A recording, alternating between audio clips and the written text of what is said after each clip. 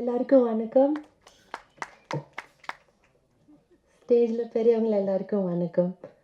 ஆக்சுவலாக நான் சீக்கிரட்டாக வந்திருக்கேன், யாருக்கு எதுவும் சொல்லாமல். சரி, கவிதா வாழ்த்துக்காங்க இங்கே வந்திருக்கேன், அவர் போட்டு அடிச்சுட்டாரு. அதான் நான் இப்போ மேடம் கிட்ட சொல்லிட்டு இருக்கேன், நான் ஹாப்பியாக ஜாலியாக சீக்கிரட்டாக வந்திருக்கேன் மேம், சார் போட்டு அடிச்சுட்டாருன்னு சொல்லியிருக்கேன். ஃபஸ்ட்டு எனக்கு ரொம்ப சந்தோஷமாக இருக்குங்க. ஏன்னா ரொம்ப நாள் கழிச்சு உங்களை எல்லோரும் பார்க்குறேன். ஏன்னா நிறைய நான் எனக்கு தெரிஞ்சவங்களை எல்லோரும் மீட் பண்ணும்போது எனக்கு அங்கே ரூமில் எனக்கு ரொம்ப ரொம்ப சந்தோஷமாக இருந்தது. அண்டு ஒன்று, எனக்கு கவிதா எப்போ இங்கே இந்த ஃபங்க்ஷனுக்கு கூப்பிட்ட உடனே இப்போ தான் சொன்னாங்க இங்கிலீஷ் சேர்க்கக்கூடாதுன்னு, அதான் ட்ரை பண்ணுறேன் தமிழ்லே பேசுறதுக்கு எதுவும் ஆட் பண்ணாமல். ஸோ எனக்கு ஃபஸ்ட்டு நாங்கள் எந்த ஹீரோயின் ஆகட்டும், எந்த படம் ஆகட்டும், எந்த ப்ரொடியூசர் ஆகட்டும், எந்த டைரக்டர் ஆகட்டும், யார் வந்தால் கூட எங்களை எல்லாரையும் ஜனங்கக்கிட்ட கொண்டு போகிறது நீங்கள் ப்ரெஸ் மட்டும்தான், பத்திரிகைக்காரங்க மட்டும்தான். அப்படிப்பட்ட அவங்க எப்போவுமே முன்னுக்கு இருந்து எங்களை முன்னுக்கு வச்சு அவங்க பின்னுக்கு இருந்து எங்களை சப்போர்ட் பண்ணுவாங்க. அப்படி இருந்து இப்போ கவிதா அப்படியே ஒரு பத்திரிகைக்காரனாக வந்து என்னை ஒரு ப்ரொடியூசராக இங்கே வந்து நின்றுருக்காங்க. அதுக்கு எனக்கு ரொம்ப பெருமையாக இருக்குது. ஸோ அந்த விஷயத்துக்காண்டி நான் அவங்க எப்போ கூப்பிட்டாலும் நான் வருவேன் அவங்களுக்காண்டி. அண்ட் இன்னொன்று, as a woman first time ஒரு பெண் வந்து நிறைய பெண்கள் பண்ணியிருக்காங்க, ப்ரொடியூஸ் பண்ணியிருக்காங்க. பட் இருந்தாலும் ஒரு பத்திரிக்கையில் இருந்துட்டு அவங்க மெதுவாக படி ஏற்று அவங்க சொந்த உழைப்பில் இங்கே இவ்வளோ தூரம் வந்திருக்காங்க. அதுக்கு எனக்கு ரொம்ப பெருமையாக இருக்குது. அண்ட் இன்னொன்று, எல்லோரும் சொல்கிறாங்க சின்ன படம் பெரிய படம்னு. எனக்கு அதெல்லாம் தெரியல, எனக்கு ஒரு நல்ல படமாக தான் தெரிஞ்சது. ஏன்னா ட்ரைலர் பார்த்தேன், அது வந்து ரொம்ப ஃபாஸ்ட்டாக ரொம்ப நான் இப்போ இருக்கிற ட்ரெண்டுக்கு கூடி இருந்தது, அந்த மாதிரி இருந்தது. மியூசிக் ரொம்ப நல்லா இருந்தது, ஸ்க்ரீன் ப்ளே, டிரெக்ஷன் எல்லாமே சூப்பராக இருந்தது ட்ரெய்லர்லேயே. ஸோ நான் படம் கூட நான் யோசிக்க முடியும் எவ்வளோ நல்லா இருக்கும்னு சொல்லி. அப்படியே நீங்கள் எல்லாருமே வந்து ஒரு எல்லா நல்ல படத்துக்கு எப்படி நீங்கள் சப்போர்ட் தருவீங்க, எப்படி ஜனங்களுக்கு முன்னாடி கொண்டு போவீங்க, அதே மாதிரி இந்த படம் கூட நீங்கள் அப்படி சப்போர்ட் பண்ணி ஜனங்களை முன்னாடி கொண்டு போய் நிற்கணும், வெற்றிகரமாக பண்ணணும். All the very best to the whole team and நன்றி.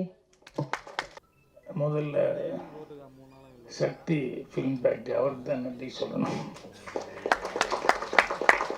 ஏன்னா படம் எடுக்கிறது பெருசு இல்லை, அந்த படத்தை வந்து வெளியே கொண்டு வர்றதுக்கு ஒரு பேக் போன் மாதிரி இருந்து சப்போர்ட் பண்ணணும். ஸோ அவர் இந்த படத்துக்கு அதை செஞ்சுருக்காரு. ஸோ முதல் தயாரிப்பாளருக்கு அவர் இந்த அளவுக்கு செஞ்சது எனக்கு ரொம்ப சந்தோஷமாக இருக்குது. அவருக்கு நன்றி தெரிவிச்சுக்கிறேன். என்னை விட சாந்தனுக்கு தான் நல்ல பழக்கம். அவர் நான் எங்கே இப்படி ஃபங்க்ஷனில் தான் பார்த்துக்கிறேன், மற்றபடி சாந்தன் தான் கோயம்புத்தூரில் அப்பப்போ மீட் பண்ணி பேசிட்டுருவோம்.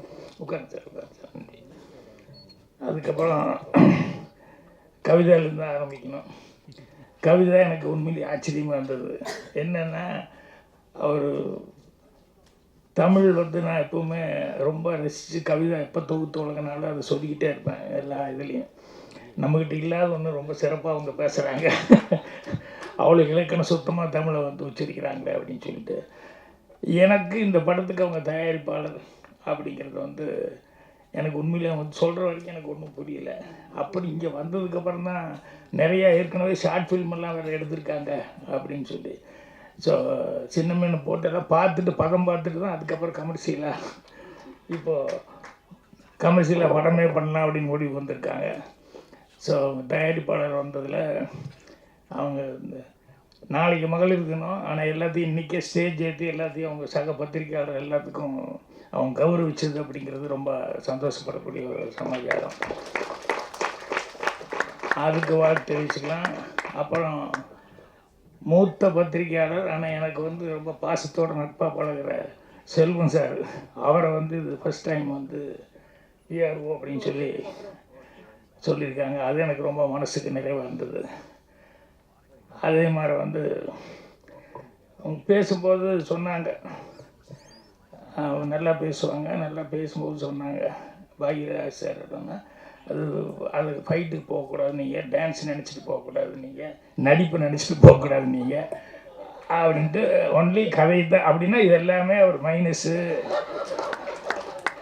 அப்படிங்கிறத சொல்லாமல் சொல்லி கதையை மட்டுமே நினச்சிட்டு வாங்க அப்படின்னு சொல்லி எனக்கு பிரமாமா ஒரு வாழ்த்து படுற மாதிரி வாய்ச்சாங்க.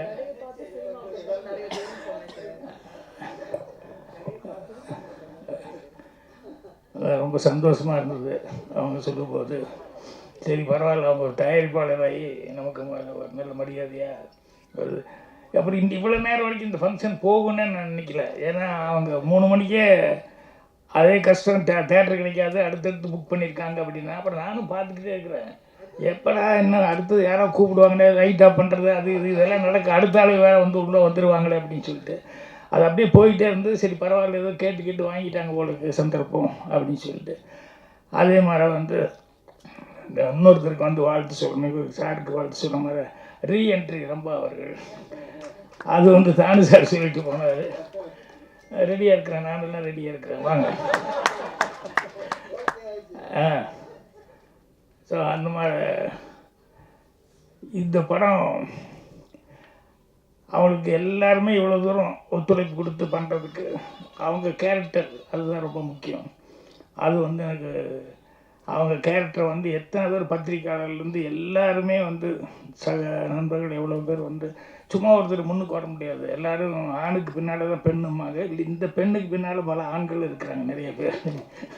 அவங்க எல்லாருமே நல்ல விதத்தில் சப்போர்ட் பண்ணியிருக்காங்க. அது எனக்கு ரொம்ப சந்தோஷமாக இருக்குது. அப்புறம் இன்னொருத்தர் இவங்க பிரதர் கார்த்திக், எனக்கு பொறாமையாக இருந்தது. இவர் வந்து அவரை சொல்ல, அவரை உடனே கூப்பிட, இது பண்ண அப்படின்னு உட்காரு. ஏன்னா எங்கள் அண்ணெல்லாம் பெல்ட் எடுத்துகிட்டே துரத்துவார். சினிமா ட்ராமான்னு சொன்னாலே கோயம்புத்தூரில் சினிமா ட்ராமாவா அப்படின்ட்டு பெருசாக தடி கிடி என்ன இருக்குதோ அதெல்லாம் எடுத்து துரத்துவாங்க. இதெல்லாம் நம்ம செய்கிற வேலையா அப்படிங்கிற மாதிரி. அப்புறம் நான் சினிமாவுக்கு வந்ததுக்கப்புறம் தான் அக்செப்ட் பண்ணிக்கிட்டாங்க. ஆனால் எனக்கு இப்போ பாருங்கள், தம்பியை கொண்டு வரணும் அப்படிங்கிறதுக்காக வந்து அவர் எந்த அளவுக்கு சப்போர்ட் பண்ணியிருந்தா இதெல்லாம் கொடுக்கணும். அவங்க ஒரு பெரிய சப்போர்ட்டு, கவிதா ஒரு பெரிய சப்போர்ட்டு. அப்புறம் அந்த மெட்ரோ படத்தில் நான் பார்த்தேன், அதில் கொஞ்சம் ஒரு ஒரு நல்ல ஃபோர்ஸான ஒரு கேரக்டராக வந்து பண்ணியிருப்பார். இங்கே பார்த்தா அதுக்கு சம்மந்தமே இல்லாமல் உட்காந்துருக்கேன், என்னை விட இன்னசென்ட்டாக உட்காந்துருக்கேன், எதுவுமே பேசாத அளவுக்கு சைலண்ட்டாக. நான் வந்ததுலேருந்து அந்த படத்தில் நான் பார்த்ததே வேறு மாதிரி இருந்தது, இது என்னடா இந்த படத்தில் இப்படி இருக்குது அப்படின்னு. ஸோ உங்களுக்கு உங்கள் பிரதரு சிஸ்டர் எல்லாமே கிடைச்சது உங்களுக்கு ஒரு பெரிய கொடுப்பினை.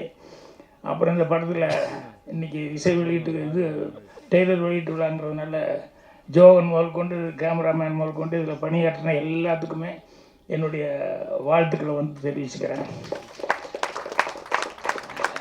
இது இம்ப்ரெஸ் அப்படின்னு சொல்லி கம்பெனி, இம்ப்ரெஸ் ஃபிலிம் ஃபேக்ட்ரி அப்படின்னாங்க.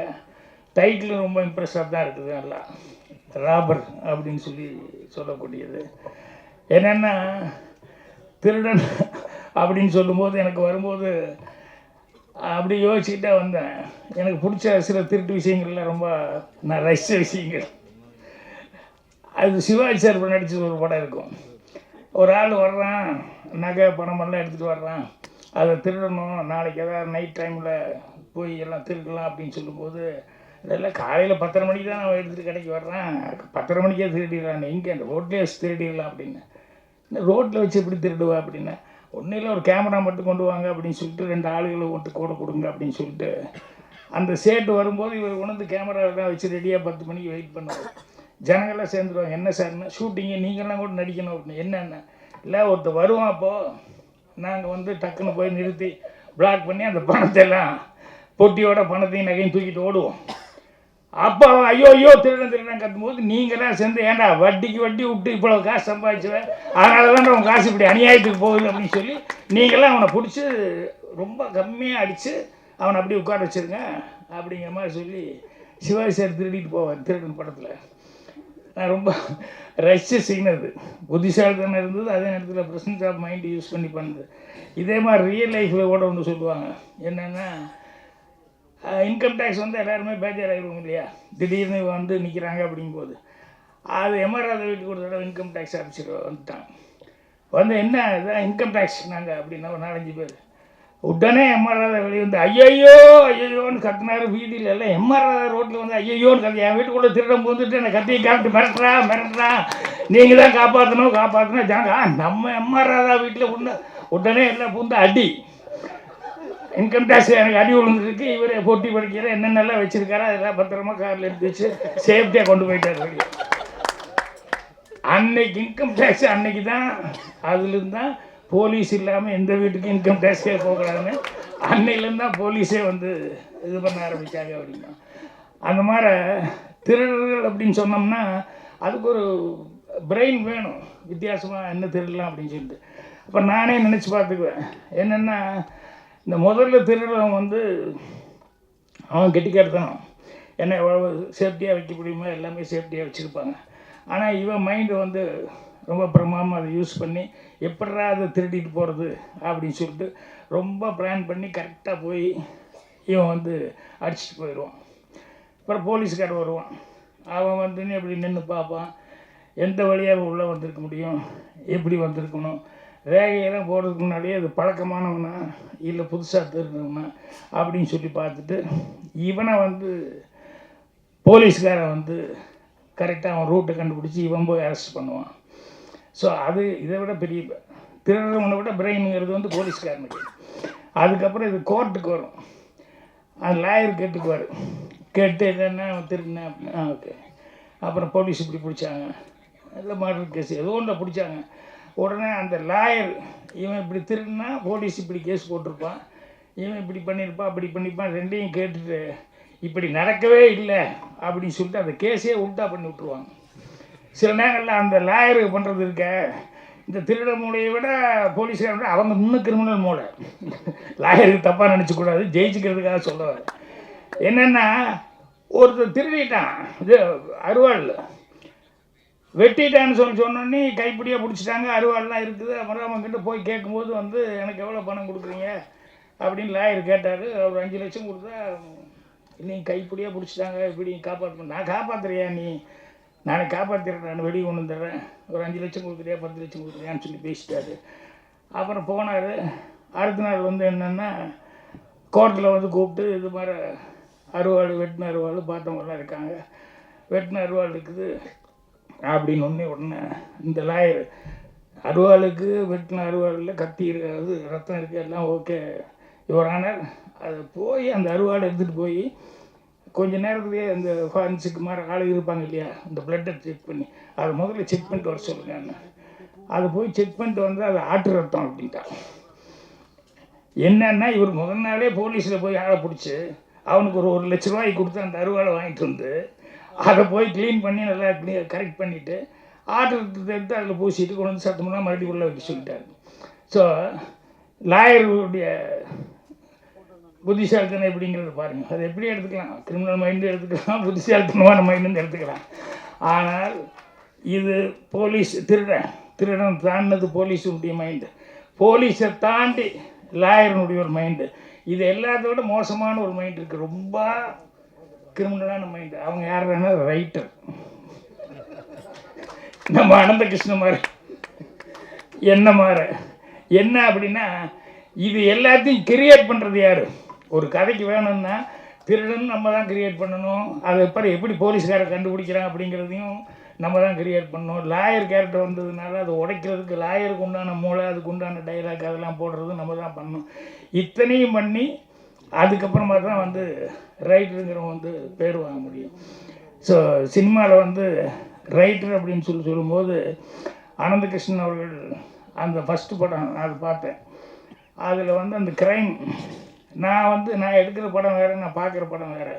என் லைப்ரரிக்காரனை சொல்லுவான் பூர்ணிமா கிட்ட, எங்கள் சம்மந்தமே இல்லை சார், எப்போ பாரு கத்தி துப்பாக்கி இது இருக்கிற படமாக எடுத்துகிட்டு போகிறாரு, ஆனால் அவர் எடுக்கிற படத்தில் அதெல்லாம் வர்றதே இல்லையே அப்படின்ட்டு. எனக்கு சினிமா பார்க்குறதுன்னா ஃபைட்டு கீட்டு இதெல்லாம் இருந்தால் தான் எனக்கு பிடிக்கும். ஸோ அந்த மாதிரி நான் படம் பார்க்குறேன். ஆனால் இவர் அனந்த கிருஷ்ணன் அந்த ஃபஸ்ட்டு படம் செய்யும்போது பார்த்தா அதில் வந்து பிளானிங்கு அதெல்லாம் பண்ணுறது, அதை எப்படி கண்டுபிடிக்கிறாங்க அப்படிங்கிறதெல்லாம் வந்து ரொம்ப அழகாக பண்ணியிருந்தார். இப்போது சினிமாவில் வந்து ஒரே ஒரு விஷயந்தான், ஒன்று ஏதாவது புதுசாக ஒரு விஷயம் சொல்லணும். இல்லைன்னா சொல்கிற விஷயம் வந்து சொல்கிற விதம் இருக்குல்ல, அது புதுசாக இருக்கணும். இந்த ரெண்டில் ஏதாவது ஒன்று இருக்கணும். இது விட்டு வேறு ஒன்றும் பண்ணவே முடியாது. ஸோ புதுசாக கிடைக்கலன்னா கூட சொல்கிற விதம் வந்து புதுசாக இருக்கிற மாதிரி பார்த்துக்கணும். ஸோ அவர் இந்த மெட்ரோ படத்தில் வந்து அவருடைய அந்த ஸ்கிரிப்டில் வந்து அவன் எப்படி திருடுறான், அதை எப்படி ஃபாலோ பண்ணுறாங்க, எப்படி பிடிக்கிறாங்க அப்படிங்கிறது. அப்புறம் அதுக்கு நடுவுலேயே லாஸ்ட்டில் அந்த சென்டிமெண்ட் வந்து வச்சுருந்தாங்க, இந்த மதர் அந்த சென்டிமெண்ட் வச்சு. அப்புறம் பிரதருக்கும் அவருக்கும் இருக்கக்கூடிய அந்த இது. ஸோ என்னென்ன எமோஷன் கொண்டு வர முடியுமோ ஆனந்த கிருஷ்ணன் ரொம்ப அழகாக அதில் பண்ணியிருந்தார். நான் ஃபோன் பண்ணி பேசினேன்னு நினைக்கிறேன். இல்லை, ஆமாம், ஆளை இப்போ தான் பார்க்குறேன் நான். ஆனால் படம் பார்த்துட்டு ரொம்ப நல்லா இருக்குது அப்படின்னு சொல்லிட்டு அப்போவே நான் ஃபோன் பண்ணி பேசினேன். ஸோ இதில் வந்து இப்போ ராபர் அப்படின்னு சொல்லி டைட்டில் வச்சுருக்காருங்க போது நிச்சயமாக நிறையா ராபர் சம்மந்தப்பட்ட விஷயங்கள்ல அதில் என்னென்னா சுவாரஸ்யம் வந்து அதிகமாக இருக்கும். ஏன்னா இந்த திருடுறவன் எப்படி திருடுறான் அப்படிங்கிறது, போலீஸ்காரன் எப்படி போய் பிடிக்கிறான் அப்படிங்கிறது எல்லாமே அது மூளைக்கு வந்து வேலை கொடுக்குற மாதிரி அந்த க்ரைமில் வந்து எதுவுமே நல்லா இருக்கும். ஸோ இந்த படம் ராபர் அப்படின்னு சொல்லி இந்த டைட்டில் வந்து ஒன்றுமே எனக்கு ஸ்கிரிப்ட் வந்து வித்தியாசமாக பண்ணியிருப்பார் அப்படின்ட்டு. அதுக்கப்புறம் ஆனந்த கிருஷ்ணனுக்கு ஸ்பெஷலாக ஒரு நன்றி சொல்லணும். என்னென்னா அவருடைய அசிஸ்டண்ட்டுக்கு படம் கொடுத்து இந்த படத்தை டைரக்ட் பண்ணி வச்சுருக்காரு. அது பெரும்பாலும் அப்படிலாம் நடக்கிறது கொஞ்சம் கஷ்டமாக இருக்கும், அந்த மாதிரிலாம் நடக்காது. ஆனால் அவர் வந்து உதவியாளருக்காக வந்து ஒரு படம் பண்ணணும்னு சொல்லி அதை வந்து ஓகே அப்படின்னு சொல்லி கவிதா அவர்களும் அக்செப்ட் பண்ணிக்கிட்டு இவங்க வந்து படம் ப்ரொடியூஸ் பண்ணது அப்படிங்கிறது வந்து அதான் அந்த அண்டர்ஸ்டாண்டிங் அப்படிங்கிறது வந்து அவர் எந்த அளவுக்கு இவர்கிட்ட சின்சியராக ஒர்க் பண்ணியிருந்தா இவர் இந்த அளவுக்கு அவருக்கு ஒரு வாய்ப்பு கொடுத்துருப்பார் அப்படிங்கும்போது அது மனசுக்கு சந்தோஷமாக இருக்குது. இது வந்து ஒரு ஆரோக்கியமான விஷயம் சினிமாவில். இப்போ நானே வந்து பார்த்திபன் தான் நான் தான் பூஜை போட்டேன் ஃபஸ்ட்டு.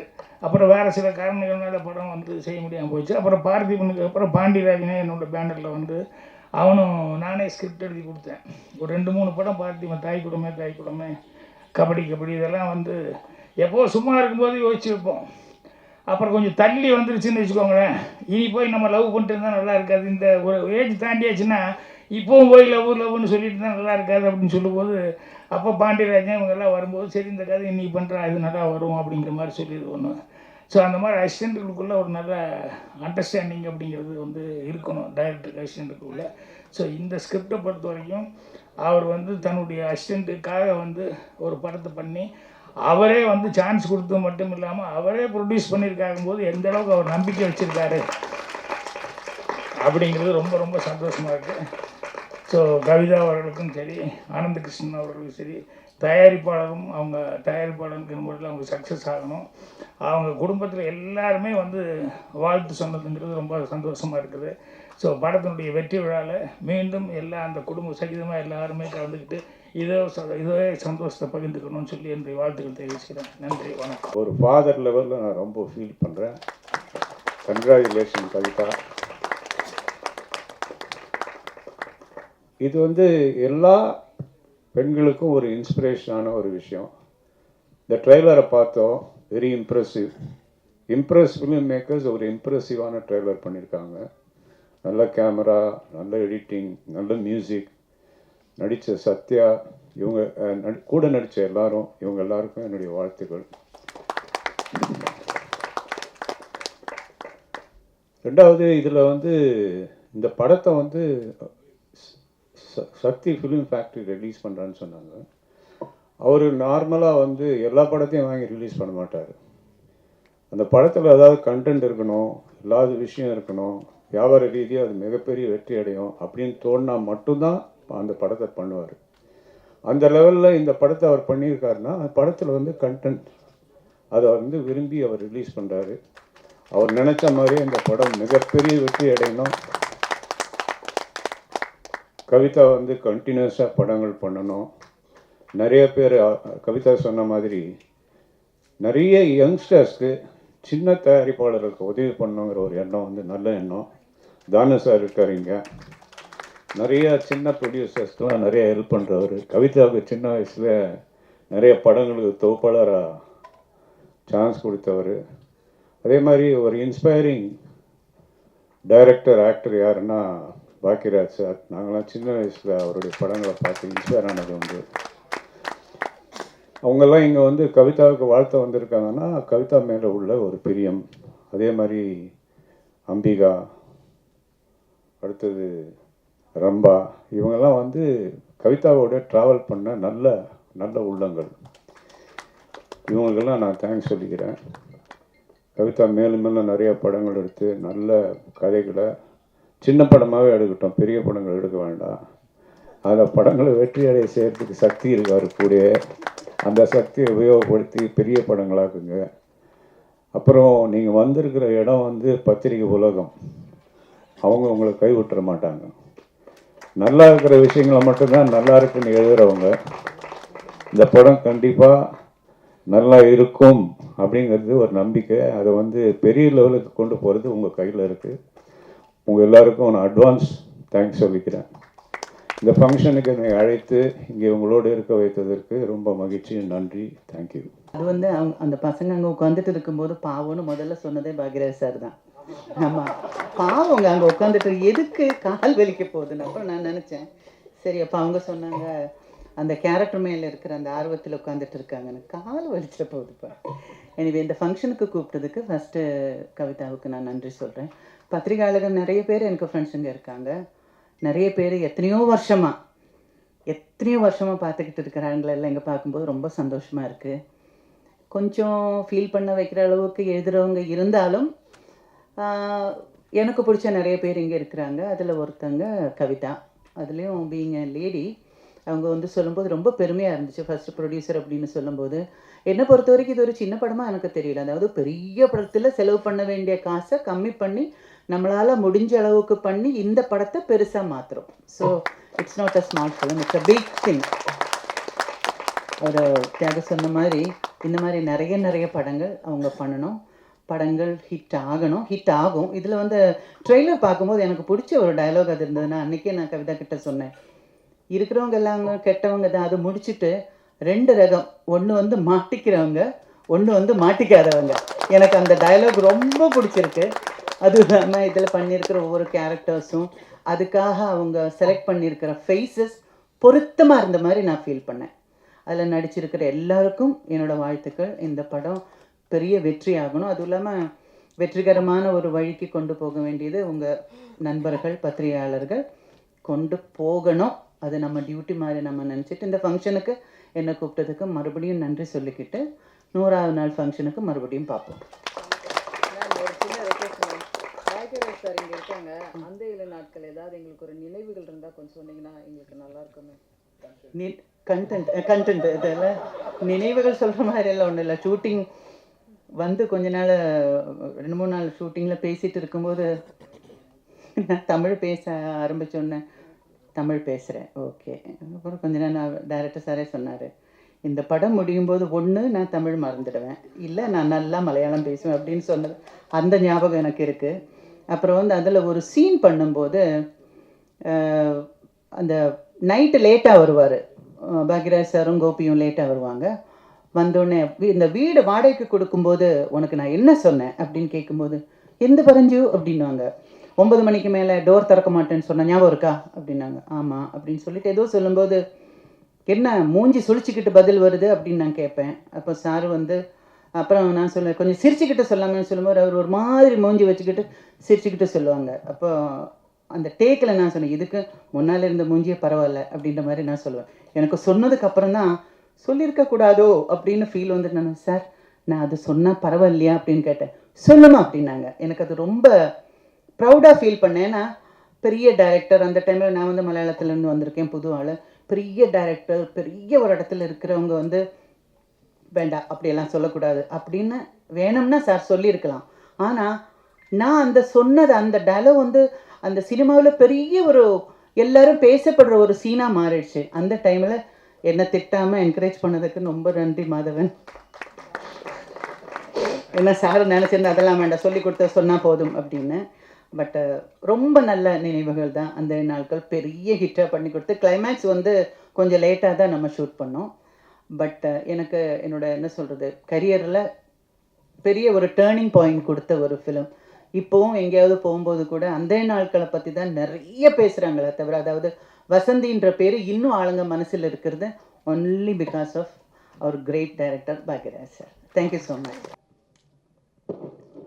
இன்ப நாள் இது, இனிய நாள் இது. ராபர் படத்தின் பாடல் ட்ரெய்லர் முன்னேற்ற வெளியீட்டு விழாவிற்கு மேடையில் அமர்ந்திருக்கக்கூடிய மேன்மை தங்கியவர்களே, விழாவில் பங்கு கொள்ள வந்திருக்கும் நண்பர்களே, சகோதர சகோதரிகளே, தொலைக்காட்சி தோழர்களே, ஊடக நண்பர்களே, உங்கள் அனைவருக்கும் என் பணிவான பிற்பகல் வணக்கத்தினை மகிழ்வோடு தெரிவித்துக் கொள்கின்றேன். கவிதா சகோதரி எனக்கு மகள் என்று கூட சொல்லலாம். அவருடைய தமிழ் ஆர்வம் என்னை மிகவும் மிகவும் கவர்ந்த ஒன்று. அவர் மேடையில் பேசினால் அந்த சொல் புதிதாக இருக்கும், சொல்லின் பொருள் புதிதாக இருக்கும், சொல்லின் சுவை புதிதாக இருக்கும். அப்படிப்பட்ட கவிதா இந்த படத்தை தயாரித்திருக்கிறேன் என்று நேற்று முன்தினம் சொல்லும்போது தான் நான் உண்மையிலேயே நெக்குருகினேன். ஏமா இது என்கிட்ட முதல்ல சொல்லியிருந்தா ஒன்று நிறைய வருஷத்துலேருந்து ஒன்று பொருளாதாரத்தில் நிறைய மிச்சம் பண்ணி கொடுத்துருப்பேனே, நீ இவ்வளோ லேட்டாக சொல்கிறிய அப்படின்னு சொன்னேன். சாரி, அது எனக்கு என் சகோதரன் தான் இந்த படத்தில் நடிக்கிறாரு, அதனால் நீங்கள் வாழ்த்தணும்னு சொன்னாங்க. நீ எங்கே சொன்னாலும் வரப்போகிறேன். ஒரு பெண்மணி ஒரு பத்திரிகையாளராக இருந்து கொண்டு பத்திரிகையுடைய உரிமையாளர்களுக்கு மிகவும் பாத்தியப்பட்ட ஒரு பெண்மணியாகத்தான் நான் இந்த பெண்ணு பார்க்குறேன். தினமலர் ரமேஷ் சாரும் ஆதிமூலம் சாரும் என்கிட்ட பலமுறை இந்த பெண்மணியை தான் எனக்கு அனுப்பிச்சி வச்சு சில எண்ணங்களையும் எழுத்துக்களையும் சொல்வார்கள். அவர்கள் கோயில் திருப்பணிக்கு மிக பிரமாதமான ஒரு உற்ற துணையாக உற்றுழி உதவும் ஒரு நல்ல பெண்மணியாகத்தான் அவர் வாய்த்திருக்கிறார். அப்படிப்பட்டவர் இந்த படத்தை எடுத்திருக்கிறார். மிக சிறப்பான ஒன்று. நான் பாக்யராஜ் சாரை உண்மையிலேயே என்றென்றும் போற்றி மகிழக்கூடியவன். பக்கத்தில் இருக்கக்கூடிய ரொம்ப 2000 கோடிக்கு சொத்துக்கு அதிபதி புருஷன். அவங்க இந்த மேடையில் உட்காந்துருக்கும்போது எனக்கு உண்மையிலேயே கண்கள் பனிக்கிறது. கடந்த வாரம் ரம்பானுடைய கணவர் இந்திரன் என்னிடம் அப்பா, என்னுடைய மனைவி உங்கள் ஆசீர்வாதத்தில் நல்லபடியாக வாழ்ந்துன்னு இருக்கிறோம், ஆனால் வீட்டிலேயே இருக்கிறது அதுக்கு ஏதோ ஒரு கொஞ்சம் உறுத்தலாக இருக்குன்னு நான் நினைக்கிறேன். அது சொல்லலை, ஆனால் அவங்களுக்கு திரும்பவும் ஒரு சினிமாவில் வாய்ப்பு கொடுக்கணும் அப்படின்னு நீங்கள் என்கிட்ட சொன்னார். அதுக்காக நீ படங்கடம் எடுத்துடாதரா, நானே கண்டிப்பாக பண்ணித்தரேன், என்னுடைய நம்மளோட நல்ல கம்பெனிக்கெலாம் நான் சொல்கிறேன் அப்படின்னு சொல்லியிருக்கிறேன். ஆகவே உன் வரவு நல்வரவாக ரொம்ப அம்மா, உன் அம்மான்னு சொல்கிறது என் மகளாக நினச்சி தான் சொல்கிறேன். அடுத்து அம்பிகா மேடம் இருக்காங்க.